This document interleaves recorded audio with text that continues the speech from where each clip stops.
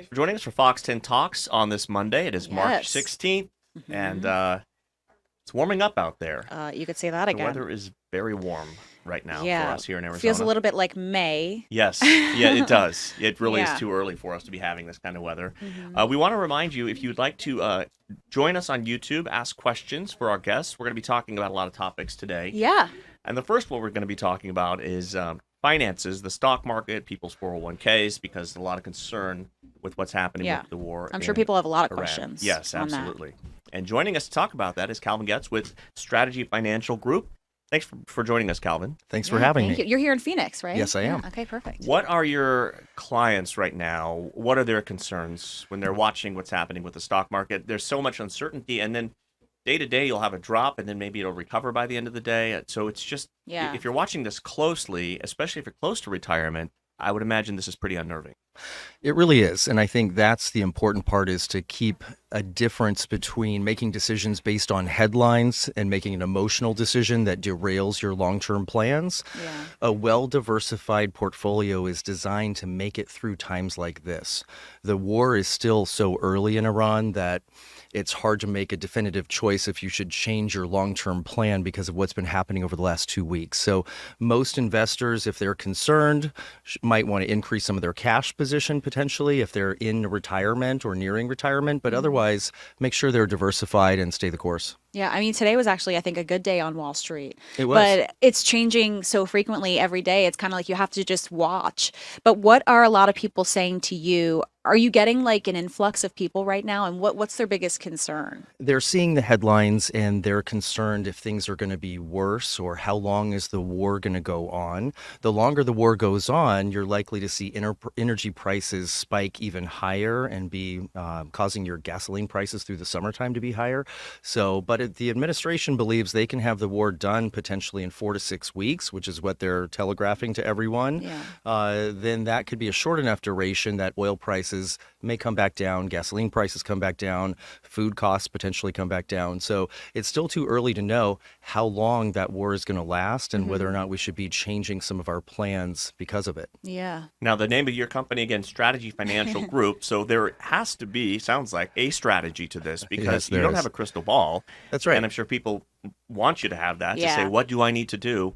That's But right. They probably might freak out a little bit. This is people's retirement they're talking about. A lot of people, spent years especially if building they're this. close, right? That's if they're right. Close to That's retirement. right. I mean, we specialize in helping people who are nearing or in retirement, usually about age 50 and older when you're starting to think about it, which is going to be me very soon here too. But usually if your time horizon is 10 years or more and you've got a well-diversified portfolio, then you're better off not making emotional reactions to these headlines. But if you're within the final stretch of retirement, then you want to ask yourself a few questions. Have my long-term planning goals changed? Do I have an immediate need for all of my money right now? Usually no. And then the final question is, has my risk tolerance changed? And if my risk tolerance has changed, that's a reason to come in, revisit, possibly increase some of your cash holdings. Typically, people want to have like 3 to 6 months of emergency cash. Yeah. Well, if people are really concerned about this, maybe they choose to go to 9 months or to a year so that they can weather this type of storm. And for a lot of people, though, out there, that's tough to do, It is, yeah. with the expenses that everyone has. That's and right. When those are going up, it is really hard to. I think I saw a study that was, or a number that was really shocking to me about the amount of people who have less than like $1,000 for retirement. Yeah. Yes. That's a rough spot to be in. Over 50% nearly 50% of Americans have less than $100,000 saved for retirement, and a big chunk of that 50% have less than $10,000. To your point, so they don't always have that option. That's not. At that point, when I meet with somebody, I can't really do anything, right? I'm not a magician. Yeah. But for those who've saved well and saved over many years, then it's really about approaching it from what is your risk tolerance, what's your time constraint, how much longer do we have? If you have 10 years or longer, you really shouldn't be making many changes right now if you have a properly diversified portfolio. Okay, that's good to know. What makes a properly diversified portfolio? That's a great Speaking question. from someone, I mean, I'm going to say it. I'm ignorant on this this topic. It Yeah. scares me. Like, yes, I have a 401k, but what's going on with it? I'll look at it and say, oh, it's a good day, it's a bad day, but I don't know much beyond that. So what makes up a good portfolio? Sure. A good portfolio is a blend of large cap, medium cap, and small cap stocks. And then we also use a rule called the rule of 100, which means whatever your age is out of 100. So if you're 30 years old, then about 70% of your portfolio is going to be stocks, something more aggressive, because you have a long time horizon. Okay. And about 30% is going to be more conservative, maybe fixed income, bonds, CDs, cash, things like that. Got it. So the older you get, the closer you get to retirement, the less aggressive your portfolio should get over time. Okay. Now, that's not a hard and fast rule. Some people are more aggressive. They have a higher risk tolerance. They understand the markets. So we usually try to stay within 10% of the rule of 100. Okay, good to know. That's great info. And I think what might happen to a lot of people, I know this is what happened for me, is all of a sudden time has just gone by really fast. I feel like I was just 30 and now I'm going to be 53 and I'm like, where did that time go? Right. You know, and now I'm thinking, oh, I do have about 10 years to retirement. I mean, it's kind of scary how quickly it goes by. Do you get younger people coming in that are like, hey, I want to make sure that I'm not in my parents' position when that time comes? We sure do. In fact, people should be having these conversations as early as possible. Now we have incredible tools where we can dollar cost average or have money come out, whether it's for your 401k or use platforms like the Fidelity app or Schwab or Robinhood, where you can have money coming out of your bank account on a weekly or monthly basis to dollar cost average into buying things. So one thing that I do for myself is I just make myself broke every month by having so many direct drafts come out of my bank account into my other savings vehicles, right? So that when I log in to my bank account, I go, oh, got to go back to work, right? Yeah. But over time, 5 years, 10 years, that money is adding up and you don't have to think about it. So you really want to set it. If you want to buy something diversified, you can buy the S&P 500 index fund and you could do any budget you want, you know, $100 a week, $100 a month. Get started, make it automated, and then as you make more money, rather than spending more, start increasing that deferral. Wow, that Right. sounds like it feels like a scary thing to do. You know? But I know that when I first started here with the 401k, you know, it was weird because I was like, oh, wait, I'm putting this money. I kind of want that money right now. Exactly. Right. But when it is automatically taken out and you get used to not having it right now, that snowball effect. That's right. You know. Yeah. And if your 401k company that you're working with offers a match, you want to at least make contributions up to the match. Right. The other thing you want to pay attention to is taxes. Right now, we have the lowest tax rates in American history. So if you're making less than about $150,000 a year, it may make sense for you to pay the tax now and put the money into the Roth 401k because then you've already paid the tax on the seed or the contribution, then it's going to grow for the next 10, 20, 30 years.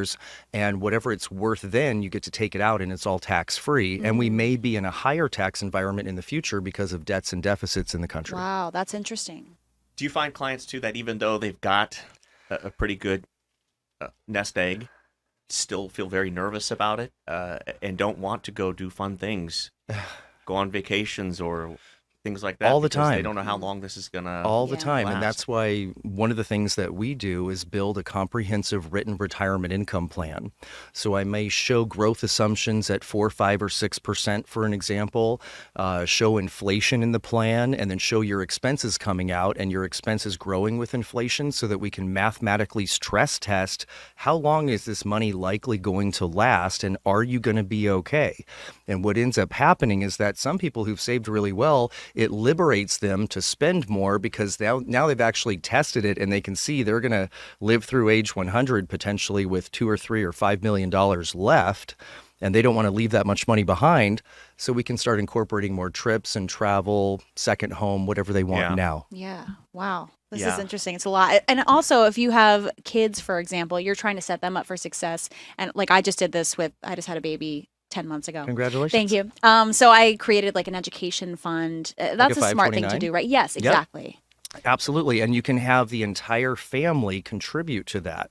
So I would say for holidays, birthdays, let everybody know where is that account held, Yes. what's the account number, and they can set up on their bill pay, through their bank and have a contribution go to it in lieu of a gift. Perfect. Yeah. And we got a question in the chat. I think you kind of talked about this a few moments ago, but if you could, well, you've obviously, this has been your life, so you're probably you have to be very smart about all of this. A lot of us are not.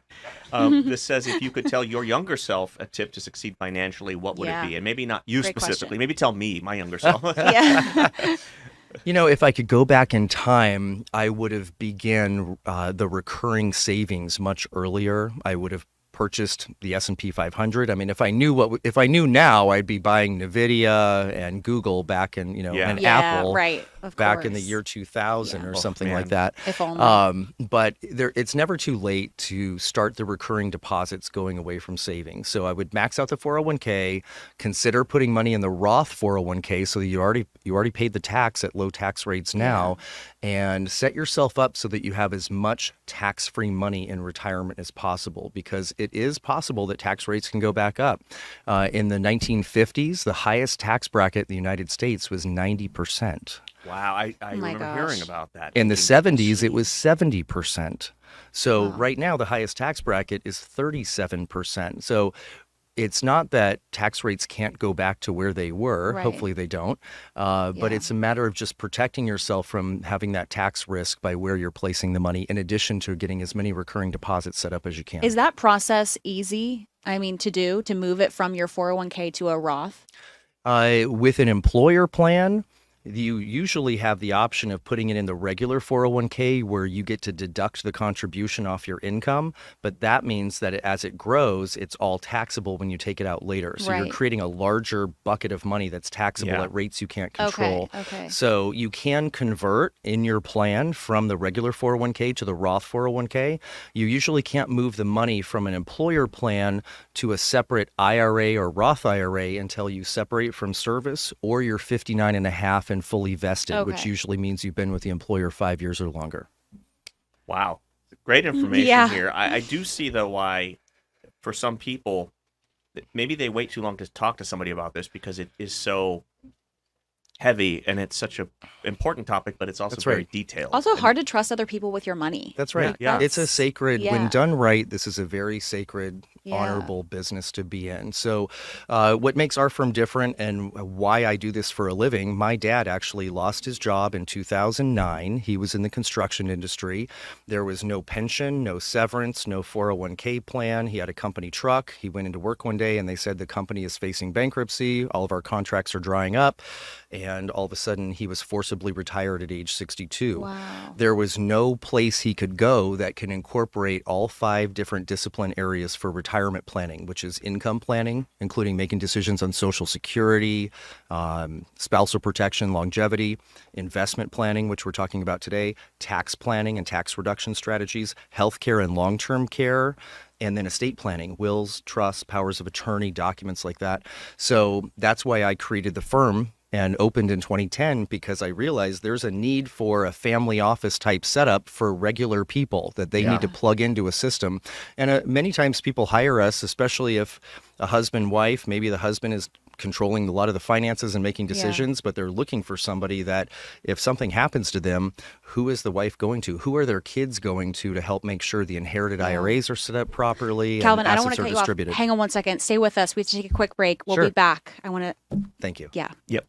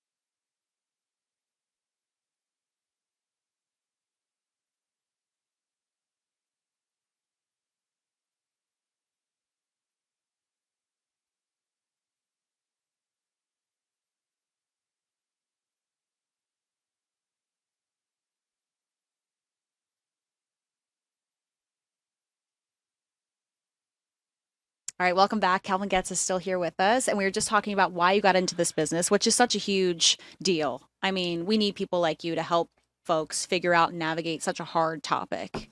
It's That's really right. hard. I was in the industry, but until it happens to someone in your family, Yeah. you don't always, it's not real yet. Yeah, Right. it becomes Right. personal, really, right. Of obviously. course. Yep. And where can people find you if Yeah. they'd like to reach out and get some Sure. information? At our website, strategyfinancialgroup.com. You can also go to YouTube and look at our YouTube channel. Perfect. All right. Thank you for Calvin all the Goetz, info. Thank you so much for joining us. Thank you for having me. That You was educated a wonderful. lot of Thank us, you. that's for yeah, sure. we needed that. Thank All you. right.